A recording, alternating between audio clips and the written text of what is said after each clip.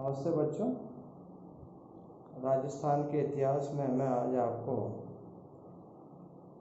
राजस्थान का वैदिक काल से लेकर गुप्त काल तक का क्या इतिहास रहा, इसकी संक्षिप्त जानकारी देना चाह रहा हूँ। कल जैसे कि मैंने राजस्थान के भूगोल के बारे में आपको संक्षेप में परिचय दिया कि किस तरह से अरावली पर्वत श्रेणी ने भारतीय भूभाग ही नहीं पूरे राजस्थान में एक तरह से बहुत महत्वपूर्ण योगदान दिया है। राजस्थान को दो भागों में बांट दिया, एक तरफ उपजाऊ क्षेत्र है, दूसरी तरफ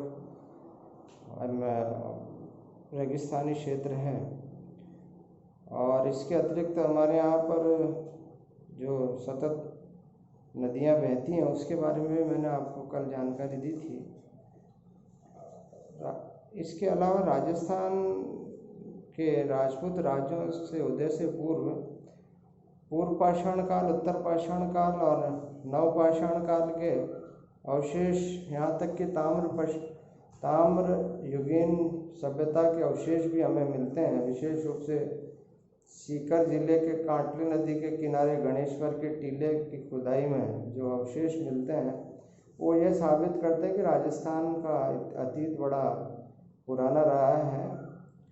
वैदिक काल से लेकर गुप्त काल तक भी राजस्थान में अनेक आर्य बस्तियां रही हैं। ऋग्वेद की रचना बीकानेर स्थित द्वदेश्वती नदी के किनारे ही की गई थी, जो आजकल अदृश्य हो गई है।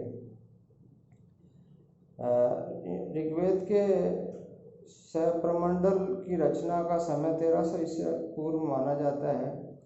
आर्य, सरस्वती और द्वादश नदियों का जो प्रमाण है वो यह साबित करता है कि यहाँ पर ऋग्वैदिक काल से ही बड़ी समृद्ध सभ्यता रही है।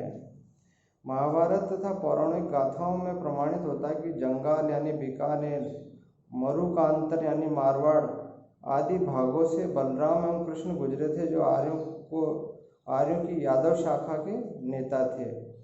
यह साबित करता है कि राजस्थान का जो इतिहास है वो अत्यंत प्राचीन है। महाभारत में शालव जाति का उल्लेख भी राजस्थान के भीनमाल और सांचौर के आसपास ही माना जाता है।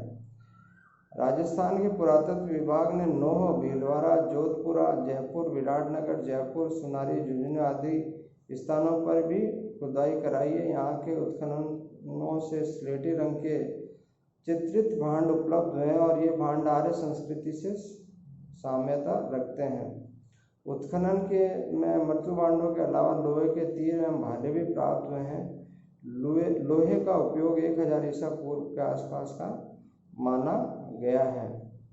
रामायण में पुष्कर का उल्लेख मिलता है तथा महाभारत में विराटनगर का अलवर, भरतपुर, जयपुर उस समय में मत्स्य राज्य के भाग थे और विराटनगर उस राज्य की राजधानी।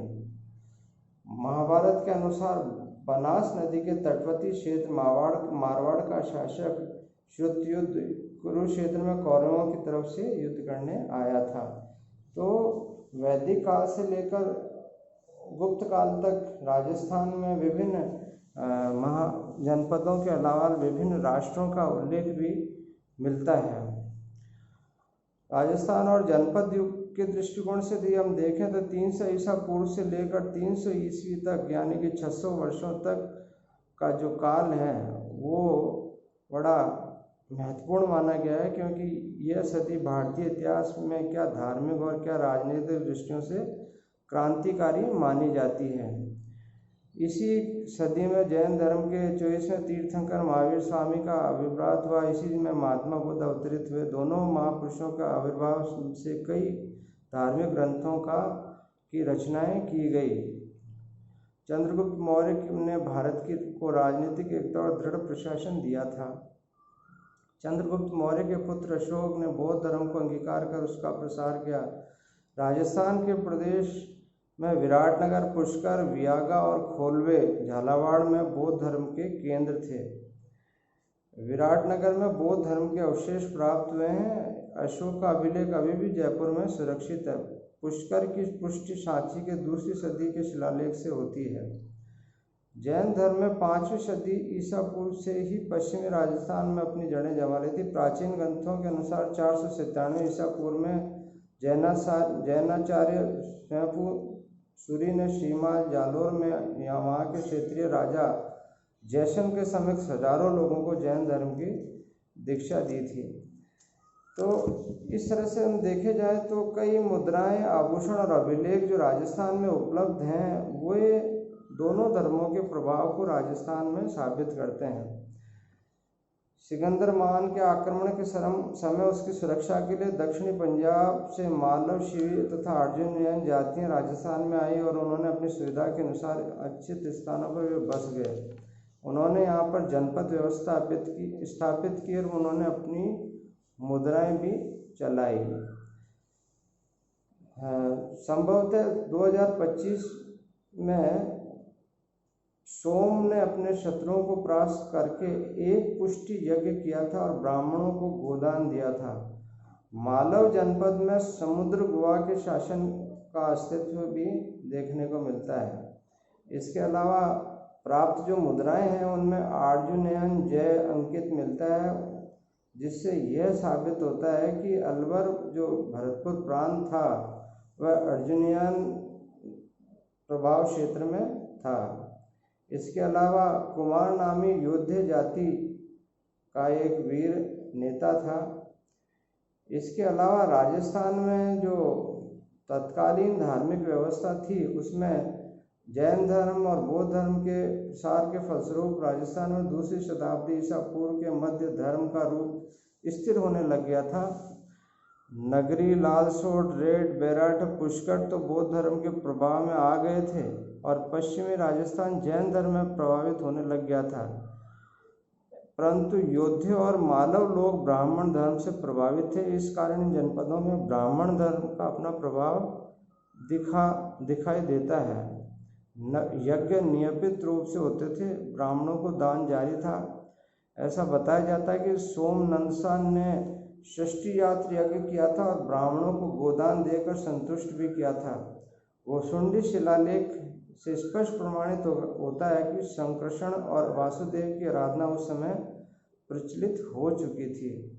मध्यमिका उस समय शिवी जनपद की राजधानी थी। बीकानेर संग्रहालय में दान लीला की मूर्ति कृष्ण कथा की लोकप्रियता दर्शाती है।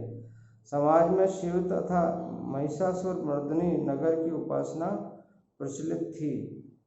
इन सभी धार्मिक विचारों के प्रचलन होते हुए भी पंचरात्र विधियम शैव सिद्धांत के दर्शन अभी बौद्धिक विचार से पूरा प्रवेश नहीं कर पाए थे। ये सभी अभी शैशव स्थिति से गुजर रहे थे। इसके अलावा गुप्त काल से हूण काल तक के जो आक्रमण हैं, 300 से 600 ईसा पूर्व के जो आक्रमण हैं उनका उल्लेख भी तत्कालीन व्यवस्था में मिलता है।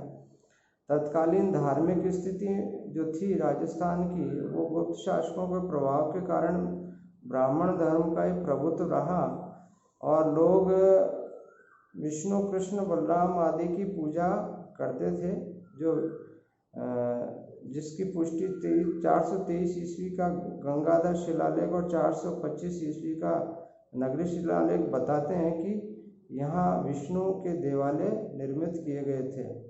सामाजिक दृष्टिकोण से समाज में विभिन्न जातियों का उद्भव हो गया था, लेकिन समाज मूलतः 4 भागों में ही बटा हुआ था।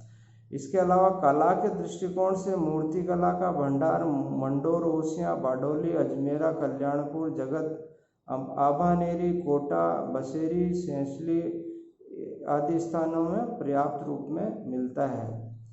इनमें अलंकरण व केश के नवीन प्रसाधनों से प्राप्त मूर्तियां गुप्त कला से सभ्यता रखती हैं। इसके अलावा बीकानेर क्षेत्र के रंगमहल, मुंडा, पीर सुल्तान में मूर्ति कला संबंधी सामग्री प्राप्त होती है। मूर्तिकला व चित्रकला के अलावा स्थापत्य कला भी राजस्थान के उस समय में पर्याप्त रूप से विकसित हो गई थी और यह कला का निखार देवालयों में, राजप्रसादों में व स्तंभों में स्पष्ट रूप से देखने को मिल जाता है। मैंने अपने इस आर्टिकल में आपको ये सारी संपूर्ण जानकारियाँ दी है। आप विस्तार से ये PDF जो मैं साथ में संलग्न कर रहा हूँ इसको ज़रूर पढ़ें और लाभान्वित हों। धन्यवाद।